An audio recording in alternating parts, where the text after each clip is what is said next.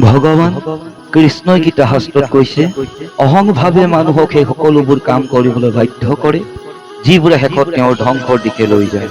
গতিকে মানুহে যিমান পাৰে সিমান সোনকালে নিজৰ ইগ' অৰ্থাৎ অহংকাৰ ত্যাগ কৰিব লাগে। শ্ৰীকৃষ্ণই কৈছে, কৰ্ম হৈছে সেইটো শস্য যিটো ব্যক্তিয়ে প্ৰতিটো পৰিস্থিতিত নিজেই চপোৱা হয়। গতিকে সদায় ভাল বিচিব লাগে যাতে শস্য সদায় ভাল হয়।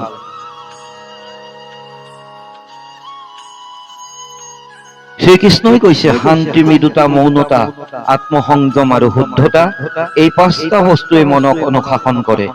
প্ৰতিজন ব্যক্তিৰ এই সকলোবোৰ গুণ থাকিব লাগে, তেতিয়াহে তেওঁ সঠিক পথত আগবাঢ়িব পাৰিব। গীতাত কোৱা হৈছে, কাৰোবাৰ ভাগ্য সলনি কৰিব নোৱাৰি, কিন্তু ভাল প্ৰেৰণা দি অন্তত পথ প্ৰদৰ্শন কৰিব পাৰি। শ্ৰীকৃষ্ণৰ মতে, জীৱনত যদি কেতিয়াবা সুযোগ পোৱা যায় তেন্তে ৰথী হোৱাটো স্বাৰ্থপৰ নহয়। শ্ৰীকৃষ্ণই গীতাত কৈছে যে আমাৰ ভাগ্য আমাৰ অতীতৰ কৰ্মৰ ফল। ঠিক তেনেদৰে আজি আমি যিবোৰ কৰ্ম কৰি আছো সেইবোৰ আমাৰ কালিলৈ ভাগ্য নিৰ্ধাৰণ কৰিব। ভগৱানে কেতিয়াও কাৰো ভাগ্য নিলিখে। জীৱনৰ প্ৰতিটো খোজতেই আমাৰ চিন্তাধাৰা, আমাৰ আচৰণ আৰু কৰ্মই আমাৰ ভাগ্য লিখে।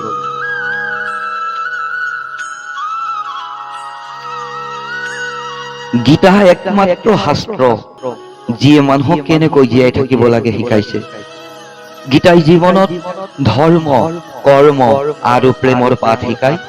শ্ৰীমদ ভাগৱত গীতাৰ জ্ঞান মানৱ জীৱন আৰু জীৱনৰ পিছৰ জীৱন দুয়োটাৰ বাবে উপযোগী বুলি বিবেচিত হৈছে। গীতা জীৱনৰ এক সম্পূৰ্ণ দৰ্শন আৰু ইয়াক অনুকৰণ কৰা ব্যক্তিজনেই শ্ৰেষ্ঠ। গীতাৰ মতে আজিৰ কৰ্মই আমাৰ কাইলৈ নিৰ্ধাৰণ কৰে।